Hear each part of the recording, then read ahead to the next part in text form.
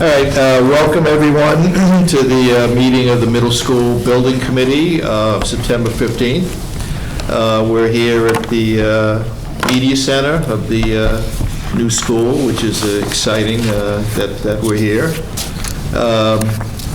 Classes have begun. I guess they've gone reasonably well so far, and a few, growing pains with any new building, but everything is, I think, is progressing well. So with that, anybody here from the public willing to, wishing to make a comment? And this is nobody online? No. All right, I declare the public comment period closed. Next item is approval of minutes, August 11th meeting. Move to approve. Second. Motion made and seconded. Discussion? Seeing none, since we have nobody online, we can simply do a voice vote. All in favor? Aye. Opposed? Unanimous. Thank you. All right. Hi, just to enter our monthly update on the screen here, we can see just an overall aerial site view taken in the last week or so. We can see here just the phase 2 work of the field starting to take shape there. You can see the outline of the field with that retaining wall, and then the turf field will be that, a portion of that dirt area in the middle with a parking lot extension at the top of the screen on the other side of the retaining wall. The outdoor classroom work is proceeding there. There was a little bit of a break on that work as school began, but they're getting back into that work this week. And then landscaping, the trails have been removed, and landscaping and grass will be filling in that area there between the school and the turf field.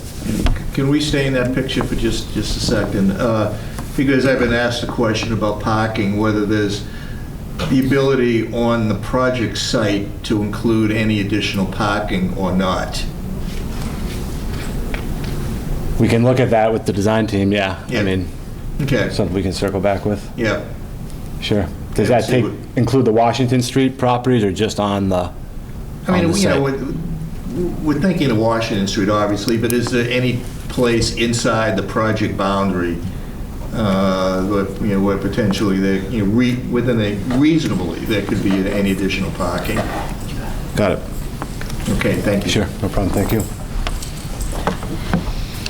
Again, just more progress photos. It's just an aerial view of the front entrance, and then the second floor media suite we're sitting in right now with that boxed outline blue area. No, you're fine.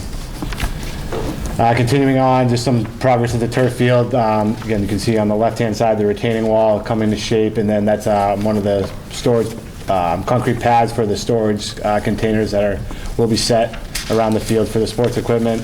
You can see on the right here the field goal posts have been set.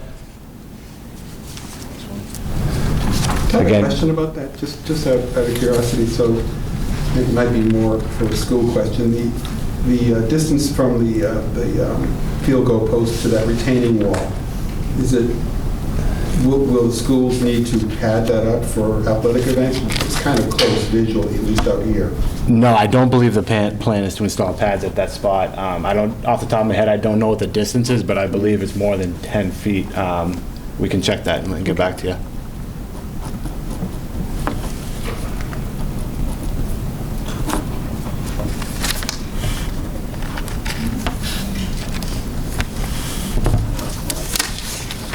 Again, photos just of the retaining wall. This is at the southeast corner of the site where the wall is in the highest base along that access road along the south access road into the site.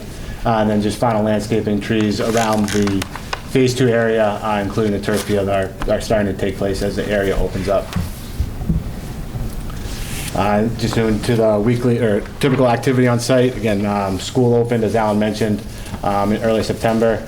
There was a pause on the punch list and day 2 change order work in the building while school got going. We have resume that work again on second shift after school is completed and on weekends as necessary.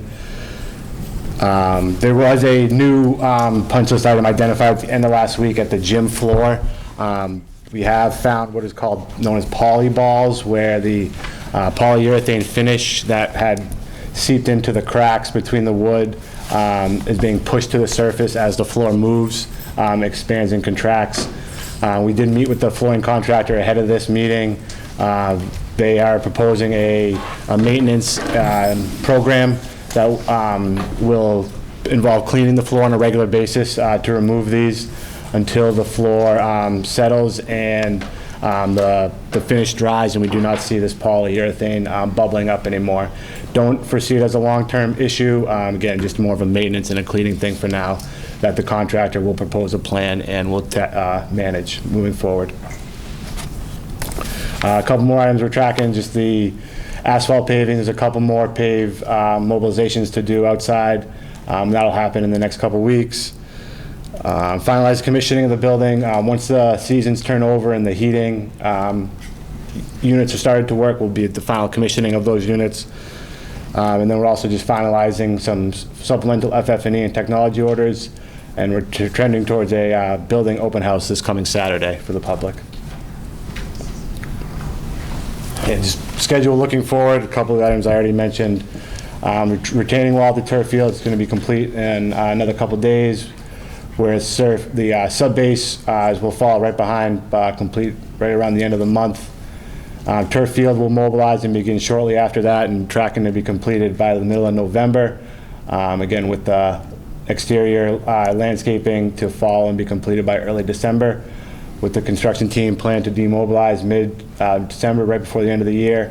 And then a couple items that we're tracking into 26, just a final lawn and landscape punch list. Once it's had a season to grow, we'll be looking at that next June. And then the final 10-month commissioning walkthrough, again, scheduled, targeted for next June, and we're targeting the final MSBA audit submission late July next year. Thank you. Any questions?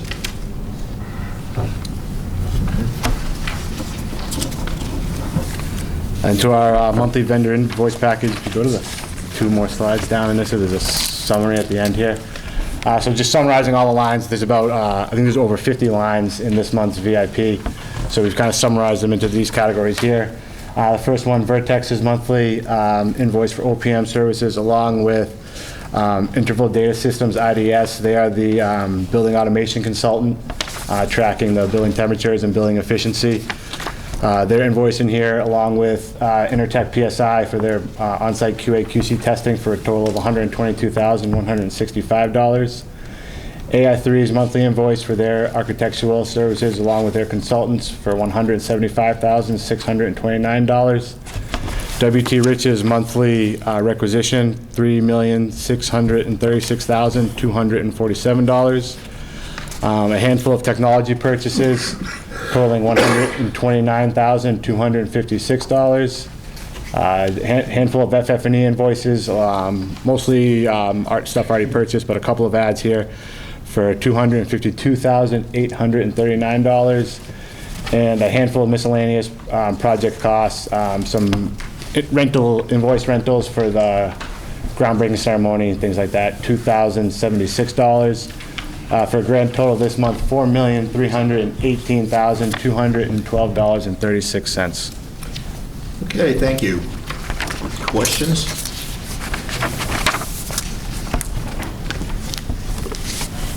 Hearing none, pleasure of the committee. So moved. I'll second the motion to approve. Motion to approve at $4,318,212.36. Okay, thank you. Comments, anyone? Quick question about, what is that $135,000 for hazardous materials from AI3? What is that? It's their asbestos, their industrial hygienists for the asbestos during the abatement.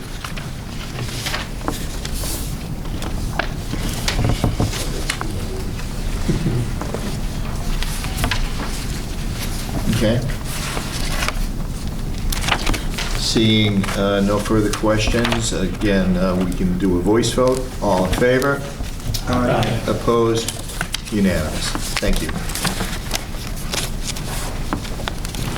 Just into our annual budget update, we are currently tracking just over 138 million in committed funds, 125.6 million spent to date, with just over 12.5 million left to spend at this time. Into the MSBA reimbursement status, 123.5 million has been submitted to the MSBA through the end of July, with eligible costs to the town of 75 million, and the MSB has reimbursed the town with just under 41 million, which is 54% of the submitted cost to date.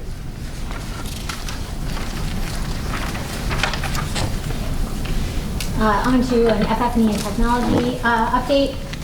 So the FF&E budget, we've spent the entire budget. We transferred $18,000 out of technology to cover some of the FF&E purchases, which we've been kind of talking about doing that for a long time, so we're finally at that point.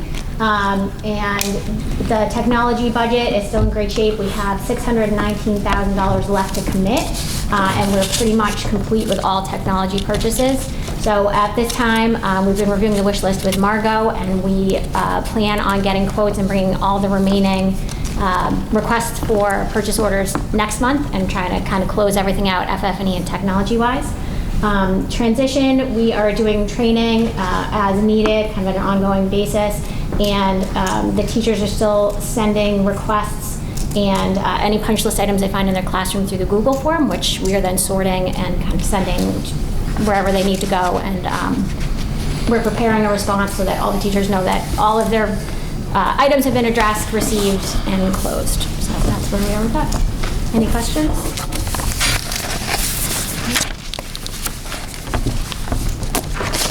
Okay, recommended change order number 23. I'll run through the list of PCOs included. First one, PCO 8224 for PR 120. This was a change to add 5 electrical receptacles at various locations around the custodial area for hooking up some of their charging equipment, their floor scrubbers and things like that, for a total of $8,079. PCO 8212 for PR 113. This was the cost for some electrical power and on a dedicated circuit for a mixer from the food service group. This was a mixer that they salvaged from the old school, brought over to the new school.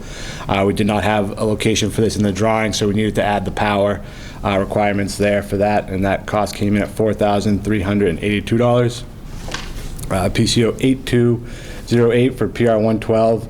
This added a bookcase type cabinet to an office, a guidance office on the first floor that did not have them. It just was not included on the drawing, so an add there of $2,933. Next one, PCO 8207, is a no-cost change for PR 111, which added a blackout shade to the second floor office, technology office right down the hall here. The next one, 8235 for PR 126. This has added a exterior guardrail at the loading dock A outside of the door that exits the band and chorus corridor. The railing was added on the loading dock side at the loading dock level to prevent someone from inadvertently exiting that door and then walking down from the ramp level to the dock level. Cost there for that rail, $24,728. Next one, 8227 for PR 124. This added outlets and 3 different rooms. I think they were the special education rooms on the 2nd, 3rd, and 4th floor to support the programming in that space. Cost for those outlets was $16,169. 8223 for an AV rack in the performance tech room. This swapped out a piece of millwork in that room for an AV rack for a cost of $3,962. PCO 8239 for PR 136 added signage at the student bathrooms to add a room number to those signs just to match the permanent signs in the building. Cost for those signs, $5,142. PCO 8220 for PR 116. This was a request from the planning board at the latest review meeting where they requested any plantings that had not been installed or purchased at this time, which was, at this time, this was only a handful of plants for phase 2. if we could swap out any of those plants to a native species. The planning board had, since this building permit has been issued, the planning board had revised some of their native species and asked the project to look at that. So this is a discretion of the committee. If we were to proceed with this change, to replace, I think it was 8 to 12 plants with these more native ones, again, for a cost of $8,047. And finally, 8226 for PR 123. This just adds a bulletin board to a room in the admin suite for a cost of $406. Grand total for the 12 changes listed here, $73,848. And that does include the cost for PCO 8220 for PR 126, if people want to proceed with that change. Okay, thank you. Any questions? Questions, anyone? Comments? Just on the, I know electrical work at my house, I have an electrician come through the door. I'm coming through the door, I'm out a few $100 just there. But what kind of work is involved with the outlet additions in 232, 332, as well as the mixer? What are they open, you know, they have to, these I assume are new outlets that actually have to go into the walls? Yeah, so those two specifically actually happen to be on dedicated circuits, so it's home runs all the way back to the electric room. This work is being done on overtime, so double time. The cost on the labor is much higher, just given the circumstances where the school is in session and they are working at night and on the weekends. So that's a big component here to the prices being high. Thanks. Okay. Do we have any questions from anyone on changing plantings to native species at all? Okay, seeing none. Further comments, questions? Is the guardrail for vehicles or for people? Excuse me? The guardrail, So that's people, it blocks people? plus people, yep. It's not expensive. Yes. Yeah, it's a stainless metal guardrail, extends a majority of the loading dock. That's parallel to the building.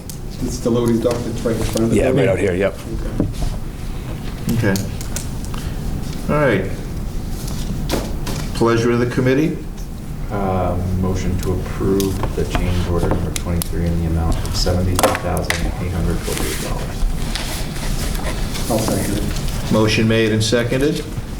Further discussion? Seeing none? All in favor? Aye. Opposed? Unanimous. Thank you. Additional change order, we have two change orders to present tonight. The second change order is change order number 24, and this is a $0 change order to extend the contract date of substantial completion from June 6th to August 25th.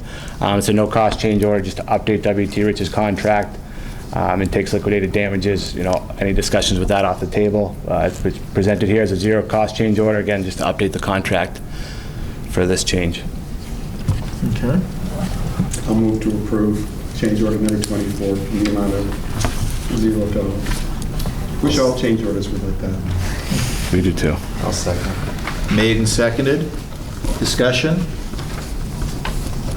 Seeing none, all in favor? Aye. Opposed? Unanimous. Thank you. Okay. And then just a summary of the open potential change orders. Totally approved through change order 22, just over 2.1 million. We're tracking a little over 2 million in estimated and pending changes to date, with just over 6 million, 6.4 million remaining in contingency to date. Okay. All right. Next topic, Endine Walking. And Dean Walking Path. So on this screen here is an updated design based on discussions at the last meeting. On the screen here, you can see the green path on the bottom. Those are the two, or the green lines on the bottom. Those are the two paths going from the road level, utilizing the crosswalk, and then down to the field, and then the path intersecting the existing path on either end of the field. The yellow highlighted sections on either corner in the middle of the field just highlight the areas where, with this field shifting 10 feet to the north, There are some conflicts with the existing walking path and some work that would have to be done in those areas to maintain that path. Like on the left-hand side, the field drops off pretty substantially right there, so there would have to be some material brought in to build that back up to maintain that corner. Not as much work on the other two spots where it would just have to shift, and we do not hit the slope. Some of the changes from this version that were in the last version, again, the retaining wall has been removed, and the overall slope has been softened to make it less steep. There's been a handful of shade trees added along that slope for stabilization. Along with shifting the field, there's some impacted workout equipment on the other side of the path, on the other side of the field that will need to be shifted through this work. Again, the field goal post and the entire field will shift the 10 feet. So the proposed cost, or the estimated rough order magnitude for this work is $458,000. And it's been broken out. If we go to the next slide, we can break it out. This is in the bottom right-hand corner. We've broken it out into a handful of scopes. The first step would be approval of this, we're calling it the field layout allowance, where we'd ask W.T. Rich and their contractors to go out and lay out exactly where the path would be and the new field, so we can determine how much associated workout equipment and how much work is going to be done to maintain the path. And then we can also determine, based on review with the sports groups, what the impact to them would be to allow this work to proceed before W.T. Rich demobilizes and not impacting the sports. We also broke it out. We broke out the granite curbing and guardrail scope up above. You can see there the total for that work is $112,000. We understand that work is most likely to proceed. So that's why we had broken that out, and the hope to get approval on that estimate to proceed to start procuring that work, and we will bring a formal and complete PCO for that work to the next meeting for formal approval. And then the request would be to at least allow W.T. Rich to proceed again with that field layout allowance to understand a little bit more on the impact of this field shift and how we can accomplish the work. Open it up for questions. Yeah, no, I think we determined that the curbing and the guardrail is really to improve the circular road around the school, and it's not really related to restoring the path at Endine. So it's kind of taking a separate track with that, and then the walking path, restoring that scope. If we're able to do the laying out of the new field locations to determine kind of final adjustments on the north side, and then put together a schedule, barring if the committee feels that, moving forward with that order of magnitude of work makes sense, then we can continue to schedule everything with W.T. Rich. There might be some potential cost savings with working with the town and other groups in town to offset some of these costs or potentially reduce those costs. So upon laying that out, if there's no major issues with the layout of the field and everything appears that it's going to work, then it can potentially make use of time in the next couple of months to get some of that work moving forward. Okay. A couple of things. I mean, I know you've coordinated this work with Mark Ryan. Mark is comfortable with what's being proposed? Yeah, Mark had reviewed a couple times and had a couple of suggestions, including the shade trees, and then also softening that slope as much as we could to enhance the sitting area or the seating area along that. Yeah. Yeah, and I know, we talked about the softball backstop, but one of the reasons to put a new backstop in is just the concern that foul balls, considering the proximity of the field to the new building, that to ensure that you limit the ability of something hitting the new building. Yeah, we'll go back to the previous slide. Yeah, so part of the layout to make the path work, so the green path that uses the existing crosswalk on the lower part of the screen, to get that path around to the left, the existing backstop needed to be relocated, and that's just an old chain link fence. So AI3, based on their recommendation, if we're going to adjust that backstop and move it forward, we should put a backstop that meets current design parameters for an athletic field, so that you don't have any, you mitigate as many softballs or whatever might be coming back and hitting the building. So that does upgrade it to a real backstop that you'd see on a And this size. lastly, we are going to sit down and coordinate with the youth sports teams to try to mitigate as much as we can any impact, not as much on their regular games, but at least on their practice time. Yeah, we've been having some preliminary conversation with them. I think for them, it's to understand the amount of workspace that the contractors are going to need to perform the work, and then what does that leave them Yeah. for playing surface Monday through Friday. Yeah. Obviously, the games can't be impacted, so we just need to work with him Yeah. to get that down. I think we can get there. But I think that's the important point, is that the games themselves won't be impacted. You may impact a little bit on the size of the practice field, but we're going to try to keep that to an absolute minimum. Yes, yep. Okay. What So, level softball plays back there? Is that high school? Or is it town? Is it like JV? Men's league is what I heard. Yeah, that's all we've heard. They don't schedule real games We've there. never had high school come over here. Yeah, so they Cleveland, right? yeah, okay. Not here. All right, so what are we asking for? I think for the two different scopes, if we separate the granite curbing and the guardrail, approval to proceed with that scope on the rough order of magnitude, again, formal PCO will be included in next month's change. And then approval on the field to at least proceed with that layout allowance of $10,000 to be tracked on time and material. And then that'll allow them to update the price with a little bit more certainty and be presented at next month's. All right, I mean, with the understanding that the guardrail and curbing has to be done.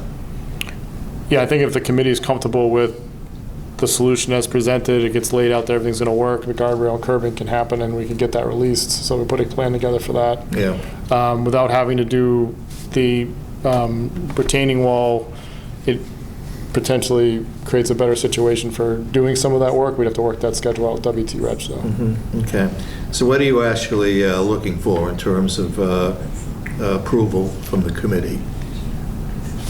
I think if you want to approve the release of the layout so that we can get at least that work started, if the committee doesn't have any issues with the proposed solution to PR 80R3, we could authorize direction to move forward with the solution barring any major changes once the field is laid out.